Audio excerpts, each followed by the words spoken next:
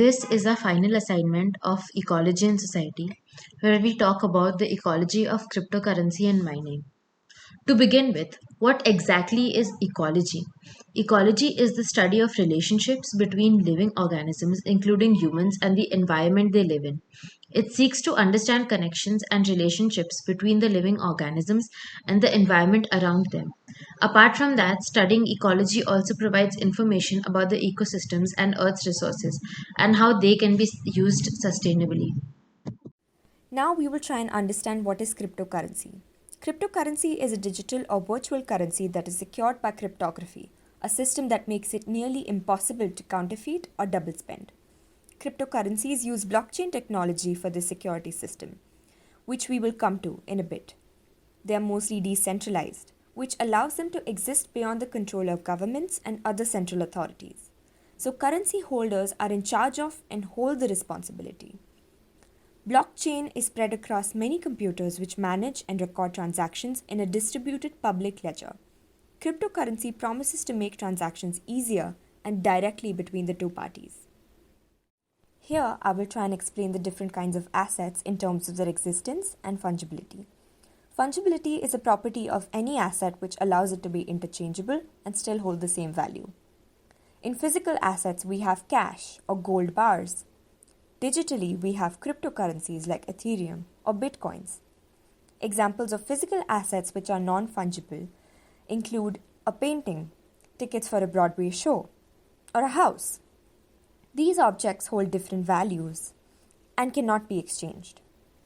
Examples of assets which are digital and non fungible include a trademark, or a gaming skin, or a CryptoKitty.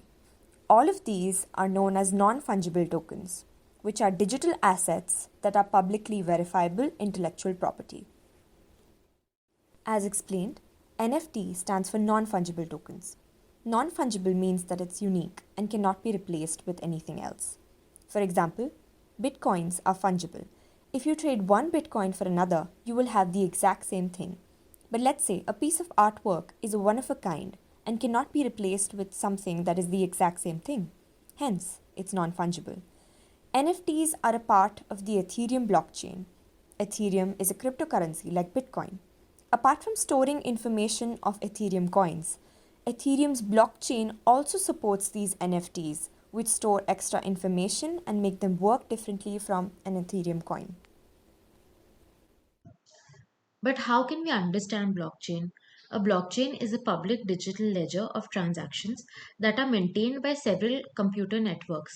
It is a growing list of records termed as blocks, which are linked together through the use of cryptography. Each and every transaction is independently verified by computer networks and they are time stamped and added to growing data chain. Once the transaction has been recorded, it cannot be altered. Now let's say G wants to send money to M. This transaction is requested into a network of supercomputers called nodes. This network then validates the transaction and user status by solving a complex mathematical problem. This is known as Bitcoin mining. The miner who successfully solves the problem first and completes the block is rewarded with a pre-decided number of Bitcoins for their work. The reward here is a combination of the newly minted Bitcoin as well as the network fee, which is passed on to the buyer and the seller. After this purchase is confirmed by this cryptography set in place, the sale is added to a block that is on the distributed ledger. The majority of the network must then confirm this transaction. Lastly, this block is then chained permanently to all previous blocks of Bitcoin transactions. After this, G receives money from M.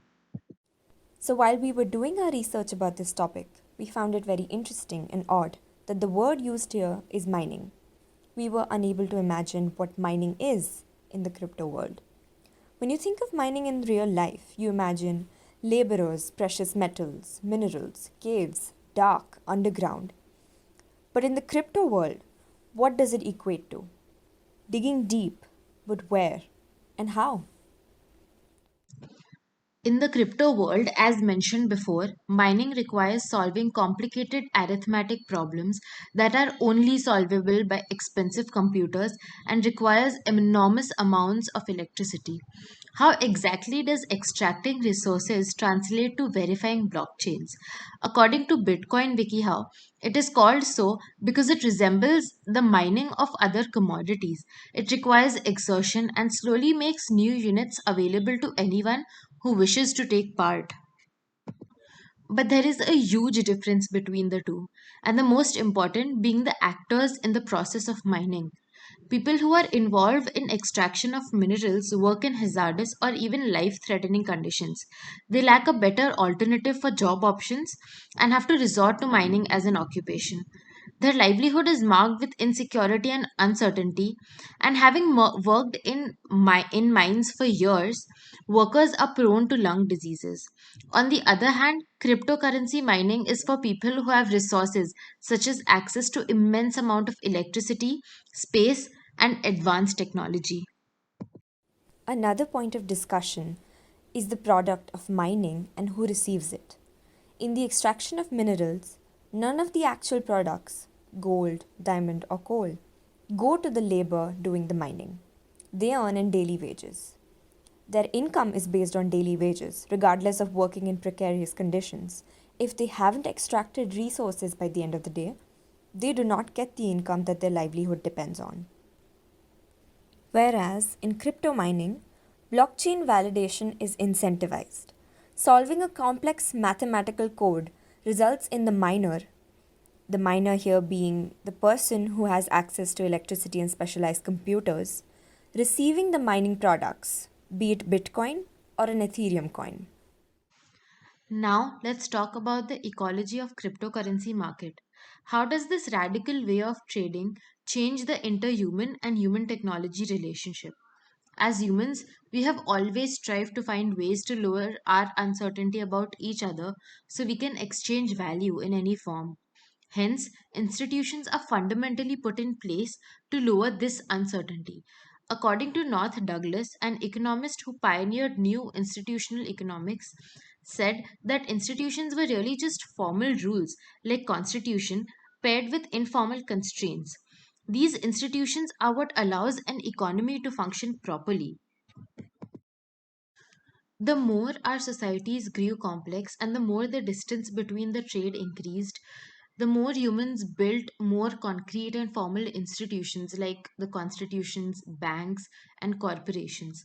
This also reduced the personal control over value and money eventually. And with the dawn of the internet, the institutions went online. For example, marketplaces like Amazon and eBay came into existence to eliminate a chain of middlemen and facilitate a more direct trade.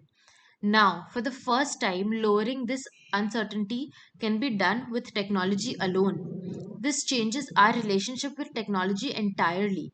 When we talk about facing uncertainty, we talk about uncertainty of not knowing who we are dealing with, the transparency of the transaction, and not having the recourse if things go wrong.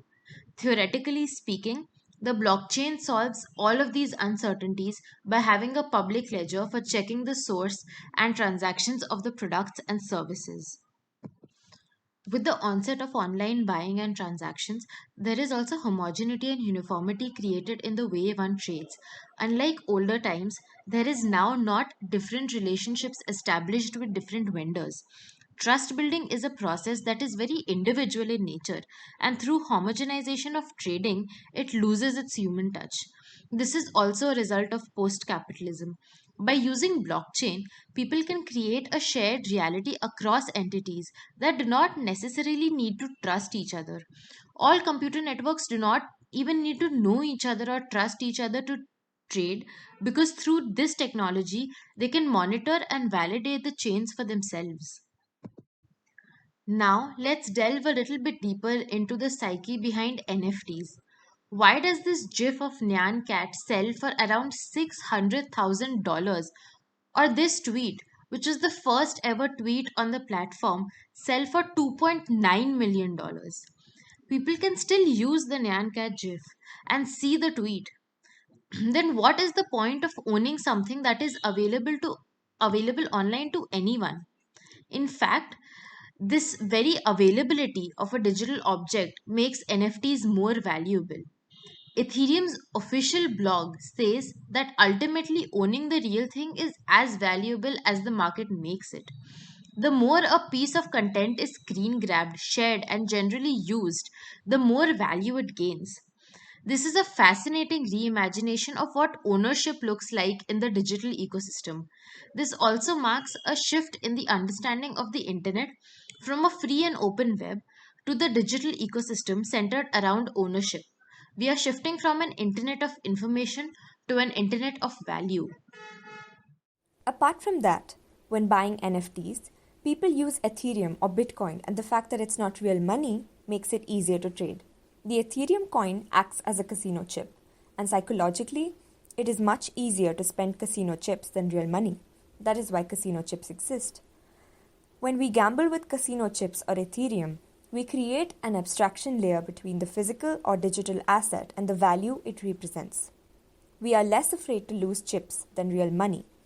Since people who regularly trade on the crypto market or buy NFTs are people who already have access to resources and are comparatively affluent, such people tend to purchase objects with trend value, such as a gaming skin or a celebrity's tweet. An effect known as the endowment effect can also explain the demand for NFTs. The endowment effect means that we are more likely to hold on to something we already own than we are to acquire it when we don't own it. There is also a factor of FOMO, fear of missing out, which leads to people spending on such digital assets. The volatility of cryptocurrency is also what makes trading a kind of thrill, since prices throughout a day can vary greatly. Now, I will be discussing the impact of mining on the environment. According to Digiconomist, Bitcoin mining accounts for about 96 million tons of carbon dioxide emissions each year, which is equal to the amount generated by some smaller countries. To understand this better in terms of our daily energy consumption, one Bitcoin transaction is equivalent to 2 million Visa card transactions, which is equal to the 2 months of power usage for an average American household. Mining also generates 30,000 tons of electronic waste each year. Unlike other computer hardware, mining requires application specific integrated circuits, and these computers cannot be reused for any other purpose, so they quickly become obsolete. The dominating and overarching narrative in the talks about a digital economy are that cryptocurrency and mining have the potential to transform traditional markets and trade, and that cryptocurrency may be promising in terms of how secure and efficient the transactions are. Nevertheless, it is difficult to imagine that these are the ecosystems that are going to predominantly exist in our upcoming future, since right now they're inaccessible to the masses and only reserved for the elite. And apart from that, they have extremely dangerous consequences on our environment. If cryptocurrency is truly the way ahead, we need to keep in mind that it is only worth pursuing if we find more sustainable ways of making the system work and keep in mind that it is accessible to everyone.